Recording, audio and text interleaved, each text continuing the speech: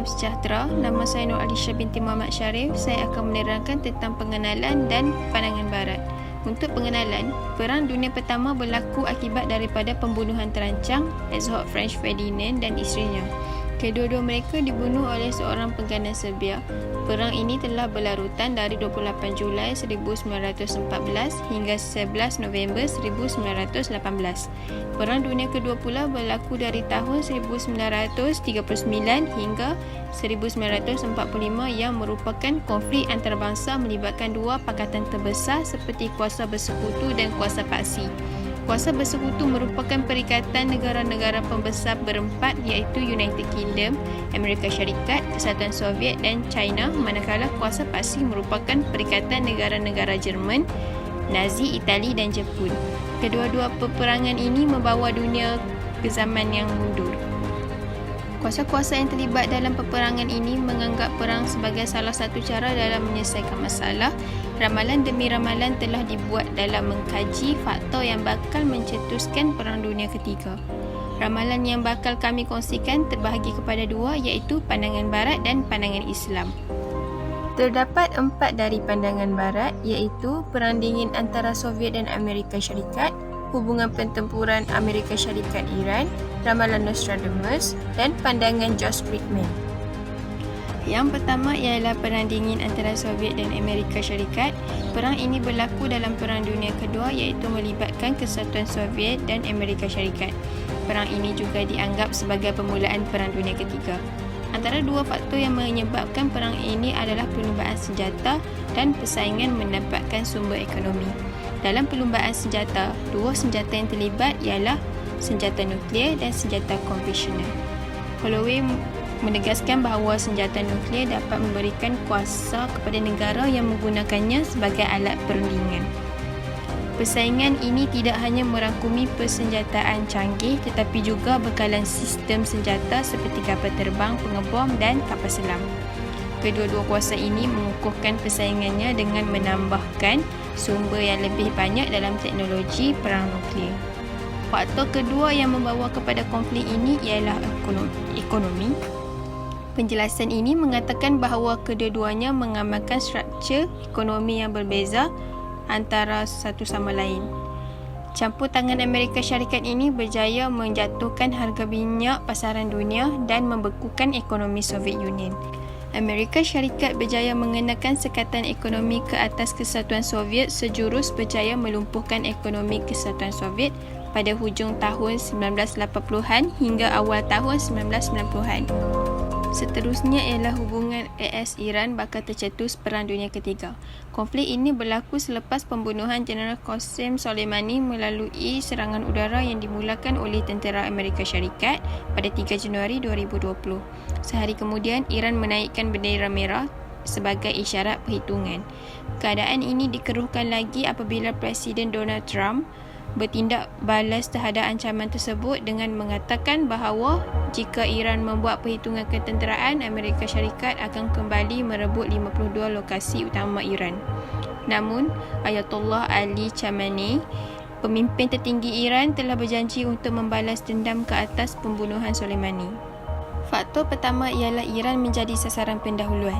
Strategi jangka pendek perang global bertujuan mensasarkan Iran dan menyutralkan sekutunya dengan diplomasi senjata api. Maklumat jangka panjang ketenteraan adalah secara khususnya menyerang China dan Rusia yang menjadi semakin sedar bahawa Iran lebih arif dalam segala tekanan yang diberikan oleh Amerika Syarikat dan sekutunya. Perbincangan dalam menempatkan kapal selam Israel khususnya untuk menyerang Iran juga termasuk dalam perancangan Amerika Syarikat. Faktor kedua ialah penarikan diri Amerika Syarikat dari perjanjian nuklear Iran. Pada tahun 2015, perjanjian nuklear terkenal dalam menghapuskan sekatan terhadap Iran. Iran menerima sekatan terhadap program nuklearnya sebagai pertukaran untuk membenarkan kemasukan pemeriksa antarabangsa. Salah satu janji kempen Trump adalah menolak perjanjian tersebut. Namun, ia akan tetap mempengaruhi hubungan Amerika Syarikat dengan beberapa sekutu terdekatnya dan mengganggu sumber penting minyak dunia. Ini adalah hasil tinjauan perang Amerika Syarikat Iran yang akan mencetuskan Perang Dunia Ketiga. perbuatan dendam yang terus dilakukan kedua-dua negara itu pasti akan memberi kesan kepada negara-negara lain yang bimbang akan berlakunya Perang Dunia Ketiga. Selamat sejahtera semua, nama saya Durgashini dan hari ini saya akan membentangkan mengenai pandangan orang Barat mengenai Perang Dunia Ketiga. Dan saya akan membentangkan mengenai ramalan Perang Dunia Ketiga oleh tokoh Barat. Yang pertama, saya akan menjelaskan ramalan Nostradamus. Michael D. Nostradamus atau biasanya dikenali sebagai Nostradamus adalah seorang doktor, ahli farmasi, penulis dan ahli astrologi Perancis. Beliau telah meramalkan sejumlah peristiwa besar yang akan terjadi di dunia dalam bukunya The Prophecies atau Les Prophètes. Dalam buku ini terdapat lebih daripada 1000 pantun atau puisi yang terdiri daripada 4 baris yang dikenali sebagai quatrains. Ramalan Nostradamus mengenai petanda kewujudan Perang Dunia Ketiga adalah kemunculan anti-Almasih iaitu Antichrist. Ramalan ini terdapat dalam Century 1 Quatrain 76 dalam bukunya. Nostradamus meramalkan kemunculan seorang anti-Almasih ataupun lebih diketahui sebagai Dajjal. Mengikut ramalan beliau, Dajjal telah membuat janji pada dirinya untuk memerintah dunia dan akan menjadi pemimpin dunia walaupun dia menyalahgunakan kuasanya. Nostradamus juga meramal bahawa Dajjal ini berasal dari Timur Tengah dan akan menjalani atmosfera kehidupan yang mempunyai keganasan, ketegangan politik dan juga rasuah secara berleluasa.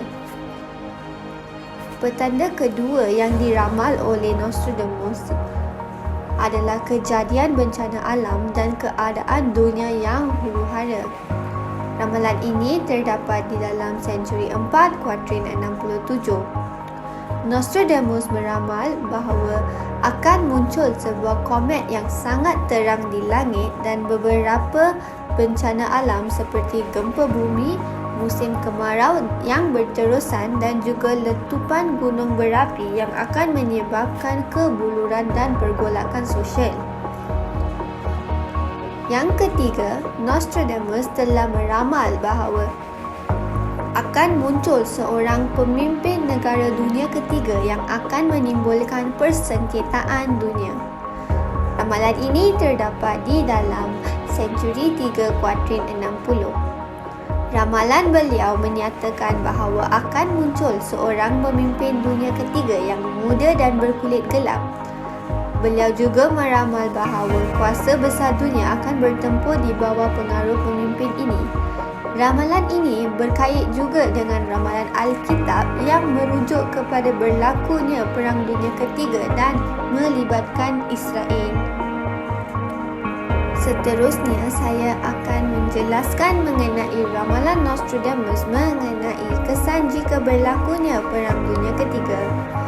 Nostradamus telah meramalkan kematian disebabkan hujan yang beracun iaitu Milky Rain. Ramalan ini terdapat di dalam Century 2 Quatrain 18 di mana beliau menyatakan bahawa hujan yang berbentuk susu adalah merujuk kepada kesan penggunaan senjata nuklear akibat Perang Dunia Ketiga. Hujan ini adalah hujan radiasi dan akan mewakili gabungan aspek yang lebih teruk daripada persenjataan nuklear dan laser. Beliau meramal apabila senjata laser tersebut ditembak dan menimpa orang, ia akan membawa kepada hujan yang menyerupai zat putih dan akan membawa kepada kematian. Kesan seterusnya yang diramalkan oleh Nostradamus adalah letupan cahaya yang akan menyebabkan kecacatan kelahiran. Ramalan ini terdapat di dalam Century 1 Quatrain 64 di mana beliau meramalkan bahawa letupan cahaya akan berlaku dan ini akan membawa kepada kecacatan kelahiran. Beberapa senjata yang digunakan semasa Perang Dunia Ketiga akan dilepaskan ke langit dan menakutkan serta menyebabkan kematian. Beliau juga menyatakan bahawa senjata atom yang dilepaskan pada waktu malam akan menyebabkan mangsa fikir bahawa mereka telah melihat matahari pada waktu malam. Senjata yang menghasilkan letupan cahaya ini menyumbang kepada perubahan iklim secara drastik dan menyebabkan kecacatan terhadap bayi-bayi yang baru dilahirkan. Sekian saja ramalan Nostradamus. Ramalan ahli barat yang kedua ialah ramalan George Friedman. George Friedman merupakan seorang saintis geopolitik yang berasal dari Hungary. Beliau menyatakan pandangan beliau bahawa Perang Dunia Ketiga ini akan berlaku pada tahun 2050. Beliau juga meramalkan bahawa akan muncul 3 bentuk kuasa besar di pinggiran Eurasia dan salah satunya adalah Jepun yang merupakan pusat graviti Asia. Kuasa besar kedua mengikut pandangan George adalah Turki yang kini memegang tempat ke-17 sebagai ekonomi terbesar dunia dan juga ekonomi Islam terbesar. Turki juga mempunyai kuasa ketenteraan yang kuat dan efektif di Eropah dan akan menjadi kuasa besar Mediterranean. George memberikan ramalan bahawa negara Poland akan menjadi kuasa besar ketiga dan beliau berpendapat bahawa Perang Dunia Ketiga akan diterajui oleh ketiga-tiga kuasa besar ini. Pandangan ini disokong pula dengan kenyataan bahawa terdapat gabungan kuasa secara semula jadi. Negara Jepun adalah sangat bergantung kepada jalan laut untuk kegiatan import dan ekspor dan jalan laut tersebut dikendalikan oleh Amerika Syarikat. Kemaraan Jepun dan Turki sebagai kekuatan maritim yang lebih besar berbanding Amerika Syarikat mengancam Amerika Syarikat dan oleh itu Amerika Syarikat akan memusuhi mereka.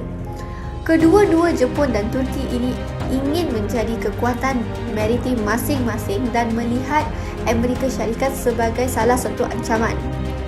Negara Poland pula tidak berminat menjadi kuasa maritim kerana takut dengan Turki dan berminat dengan Amerika Syarikat.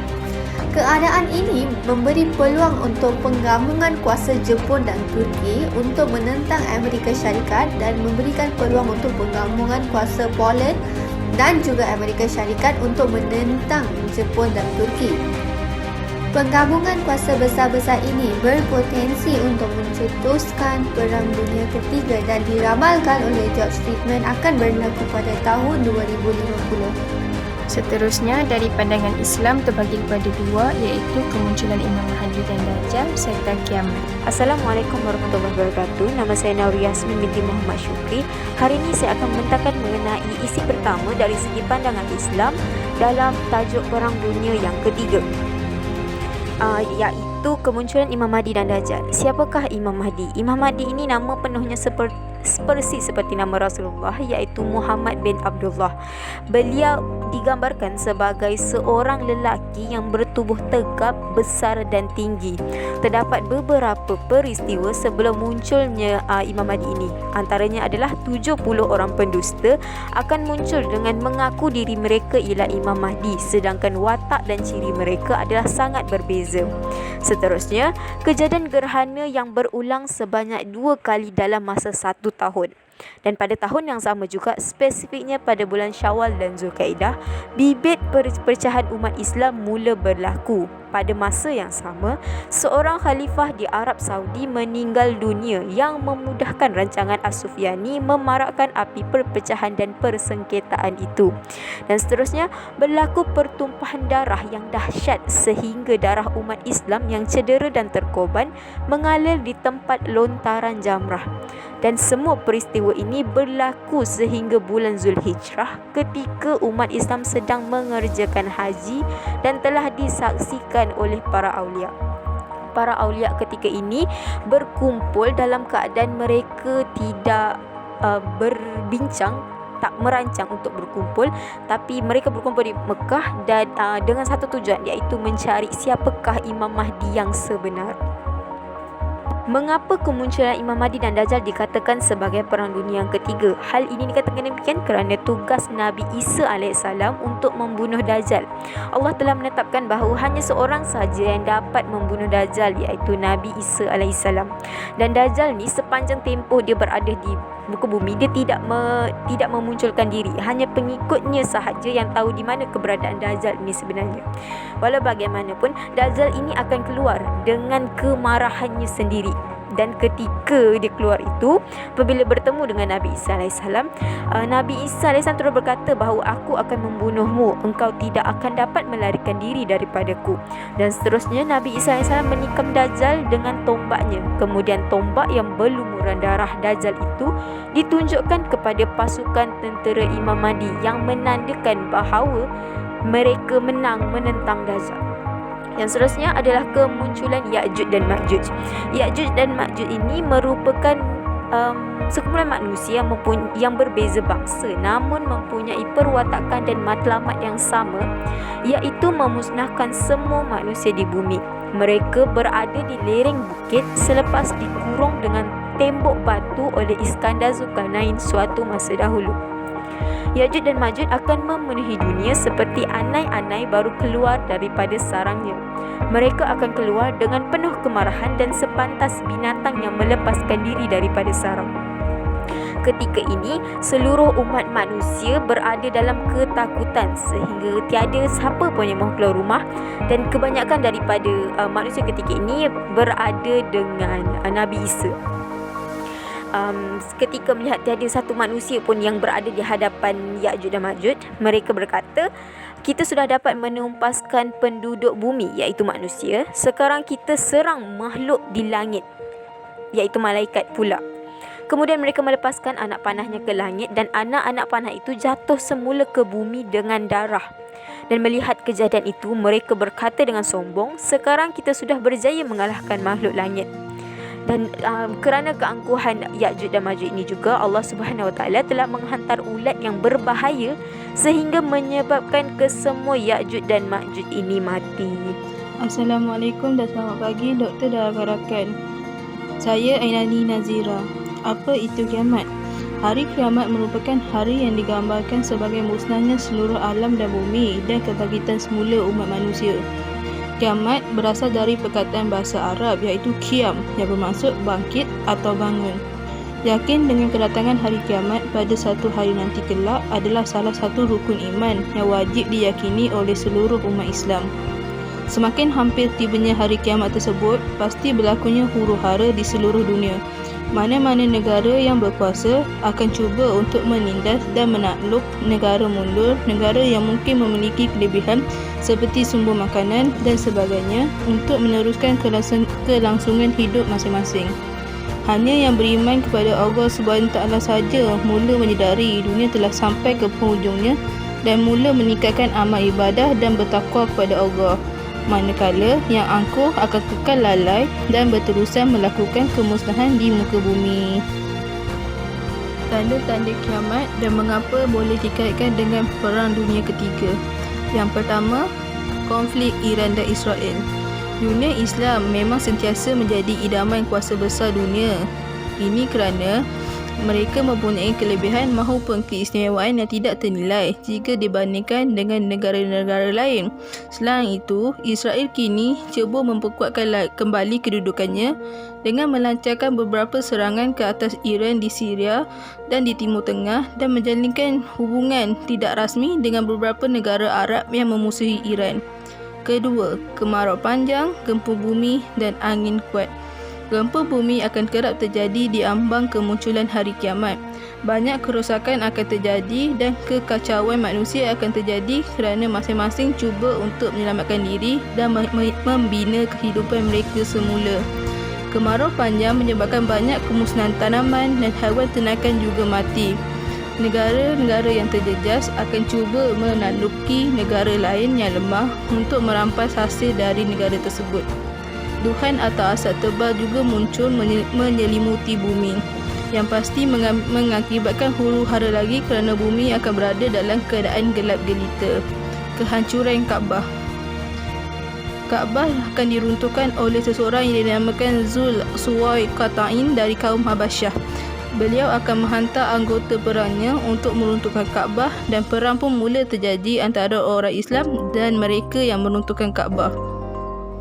Kaabah akan diruntuhkan dan umat Islam tidak lagi boleh menunaikan haji. Orang-orang Islam yang marah dan kecewa akan pasti cuba untuk melawan semula perbuatan jahat ini yang akhirnya pasti mengakibatkan tercetusnya peperangan antara umat Islam dan mereka yang kafir.